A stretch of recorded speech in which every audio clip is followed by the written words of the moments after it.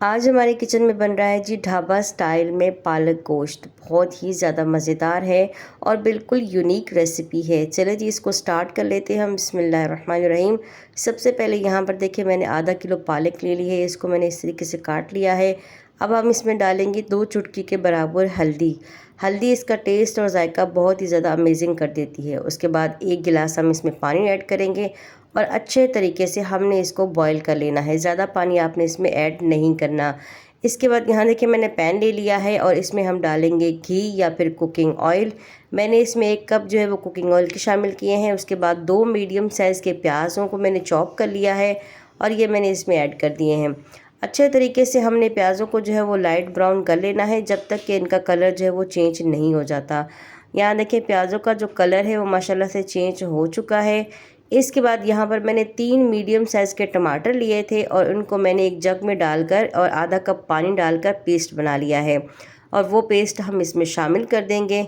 अच्छे तरीके से हमने दोबारा इसको मिक्स कर देना है। किसी भी चीज़ को आपने स्किप नहीं करना और किसी भी चीज़ को आपने मिस नहीं करना। बहुत ही सिंपल सी रेसिपी है और खाने में बहुत ही ज़्यादा मज़ेदार है। इसके बाद यहाँ देखिए 1 चम्मच अदरक लहसुन का पेस्ट मैंने इसमें शामिल कर दिया है और अच्छे से उसे मिक्स कर दिया है। इसके साथ हम डालेंगे 1 चम्मच लाल मिर्ची, आधा चम्मच हल्दी और आधा चम्मच जो है वो गरम मसाला।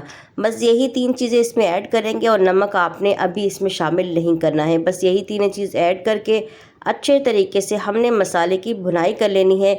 इतना अच्छे से बुनाई करनी है कि इसका ऑयल जो है वो ऊपर आ जाए। जैसा कि मैंने आपको पहले भी समझाया है कि जब मसाला भुन जाता है तो इसका ऑयल जो है वो ऊपर आ जाता है और इसी ये निशानी होती है कि आपका मसाला भुन चुका है।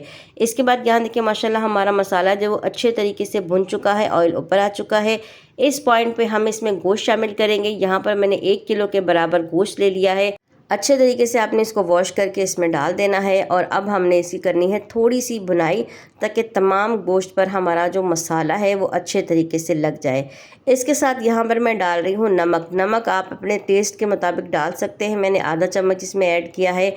इस पॉइंट पे आपने इसमें नमक ऐड करना है, इससे पहले आपने नमक नहीं डालना।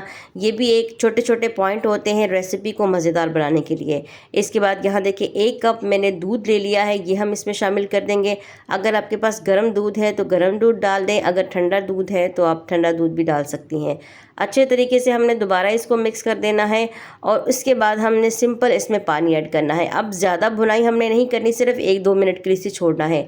इसके बाद हमने इसमें खूब सारा पानी ऐड करना है। मैंने यहाँ पर 2 बड़े गिलास इसमें पानी ऐड किया है क्योंकि ये बड़ा गोश्त है, इसको गलने में टाइम लगता है। तो अच्छे तरीके से हमने इसको कुक कर लेना है। यहाँ तकरीबन 30 से 35 मिनट मैंने इसको कुक किया है और माशाल्लाह से हमारा गोश्त जो है वो गल चुका है और ग्रेवी जो है वो इसकी थिक हो चुकी है, गाढ़ी हो चुकी है। इसी पॉइंट पे इसी तरीके की आपकी रेसिपी होनी चाहिए और इसी तरीके से आपकी जो ग्रेवी है वो थिक होनी चाहिए। अब यहाँ पर हम इसकी एक बोटी चेक कर लेंगे कि आया हमारा गोश्त गल चुका है या फिर अभी भी जो है वो कच्चापन है। अगर कच्चापन है तो दोबारा से हम इसको और पका लेंगे, लेकिन माशाल्लाह से हमारा गोश्त जो है वो अच्छे तरीके से गल चुका है। इस पॉइंट पे हमने जो अपनी पालक बोलने के लिए रखी थी वो पालक हम इसमें ऐड कर देंगे। ये देखिए इसको अच्छे तरीके से आपने सुखा लेना है और इसमें पानी बिल्कुल भी नहीं होना चाहिए। तो सिर्फ आपने आधा किलो पालक में सिर्फ 1 गिलास ही पानी ऐड करना है, ज़्यादा आपने पानी ऐड नहीं करना। बस 1 गिलास पानी में ये गल जाएगी और इसके बाद आपने इसमें ऐड कर देना है और पालक में पानी भी नहीं होना चाहिए।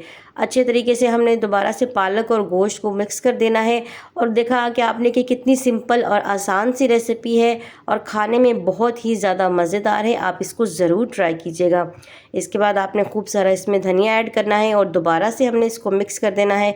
मिक्स करने के बाद हम इसका ढक्कन बंद कर देंगे और तकरीबन 3 से 4 मिनट हम इसको ऐसे ही छोड़ेंगे ताकि इसका जो पानी है, थोड़ा बहुत धनिया का जो पानी है या दूसरा पानी है, वो अच्छे से खुश्क हो जाए।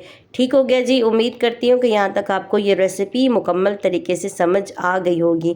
इसके बाद ये देखिए जी माशाल्लाह से फ़ाइनल लुक है, बहुत ही ज़्यादा मज़ेदार है और बहुत ही टेस्टी है। आप इसको एक दफ़ा ज़रूर ट्राई कीजिएगा। आपने अपना फ़ीडबैक लाजमन देना है कि आपको ये मेरी रेसिपी कैसी लगी।